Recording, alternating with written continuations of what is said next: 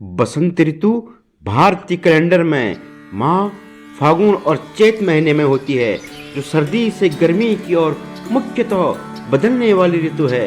यह ऋतु आमतौर से फरवरी और मार्च के बीच में होती है। इस समय प्रकृति में नए नए फूल और पत्तियों की रंगीन दृश्यों के साथ जीवन की नई शुरुआत होती है।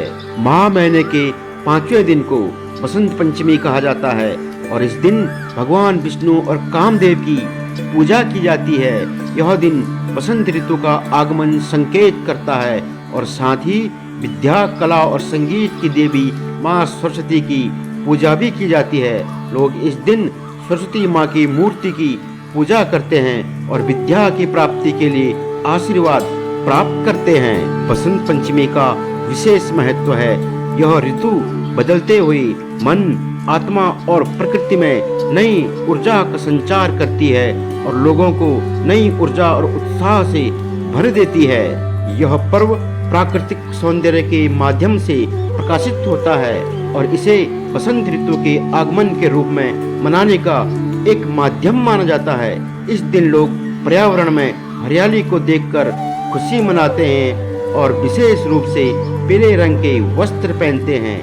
इस दिन शिक्षा और कला की देवी माँ सरस्वती की पूजा का भी महत्व होता है और यह हमारी संस्कृति का एक महत्वपूर्ण त्योहार है। बसंत पंचमी का संबंध रामायण काल से भी जुड़ा हुआ है। इस दिन भगवान राम सीता जी की खोज करते हुए सबरी की कुटिया में पहुँचे थे। तो आइए सुनते हैं बसंत पंचमी से संबंधित यह कहानी। सृष्टि रचना के दौरान भगवान विष्णु की आज्ञा से ब्रह्मा जी ने जीवों, खास तौर पर मनुष्य योनि की रचना की। ब्रह्मा जी अपने सृजन से संतुष्ट नहीं थे। उन्हें लगा कि कुछ कमी है, जिसके कारण चारों ओर मौन छाया हुआ है। विष्णु से अनुमति लेकर ब्रह्मा ने अपने कमंडल से जल का छिड़काव किया। पृथ्वी पर जल की बूंदें बिखरते ही कंपन होने लगी। इसके बाद वृक्षों और पृथ्वी के गर्भ से एक अद्भुत शक्ति प्रकट हुई। यह शक्ति एक चतुर्भुजी सुंदर स्त्री थी, जिसके एक हाथ में वीणा तथा दूसरे हाथ में वर मुद्रा था। अन्य दोनों हाथों में पुस्तक एवं माला थी। ब्रह्मा जी ने देवी से वीणा बजाने का अनुरोध किया। जैसे ही देवी ने वीणा का मधुर नाद किया, संसार के समस्त जीव जंतुओं को वाणी प्राप्त हुई। जलधारा में कोलाहल व्याप्त हुआ। पवन चलने से सरसराहट होने लगी। तब ब्रह्मा जी ने उस देवी को वाणी की देवी सरस्वती कहा। सरस्वती को बागेश्वरी, भगवती, शारदा, वीणावादिनी सहित अनेक नामों से पूजा जाता है।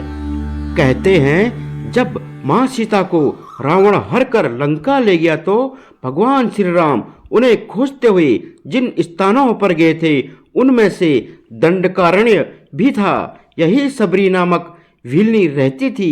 जब राम उसकी कुटिया में पधारे तो वह शुद्ध बुद्ध खो बैठी और प्रेमवश चक चक कर मीठे बेर राम जी को खिलाने लगी। बसंत पंचमी के दिन ही प्रभु श्री राम वहां पधारे थे, इसलिए बसंत पंचमी का महत्व और बढ़ गया। बसंत पंचमी के दिन माँ सरस्वती की पूजा की जाती है। माँ सरस्वती ज्ञान की देवी मानी जाती है। गुरु शिष्य परंपरा के तहत माता पिता इसी दिन अपने बच्चों को गुरुकुल में गुरु को सौंपते थे, यानी बच्चों की औपचारिक शिक्षा के लिए यह दिन बहुत ही शुभ माना जाता है।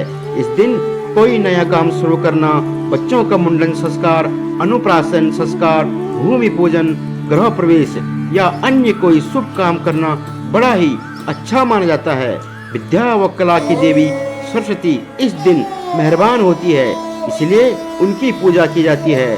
कला जगत से जुड़े लोग भी इस दिन को अपने लिए बहुत खास मानते हैं। चाहे वह कवि हो, लेखक, गायक, वादक, नाटककार हो या नृत्यकार, सब इस दिन का प्रारंभ अपने वाद्य यंत्रों और उपकरणों की पूजा और माँ सरस्वती की वंदना से करते हैं।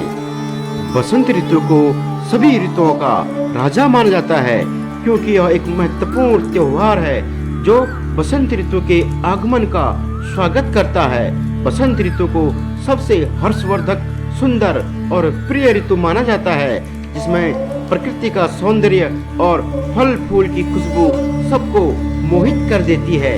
इसी कारण बसंत पंचमी को बसंत का प्रतीक माना जाता है और इसे बसंत के राजा के रूप में भी जाना जाता है।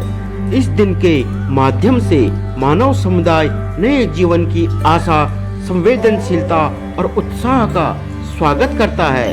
बसंत पंचमी के दिन लोग पर्यावरण में रंगीनता और सुंदरता का आनंद लेते हैं और विशेष रूप से सरस्वती माता की पूजा के द्वारा विद्या, कला और बुद्धि की प्राप्ति के लिए प्रार्थना करते हैं। आप सभी दोस्तों को बसंत पंचमी की हार्दिक शुभकामनाएं। दोस्तों, चलते चलते वीडियो को लाइक, सब्सक्राइब और कमेंट अवश्य कीजिए। जय श्री राम।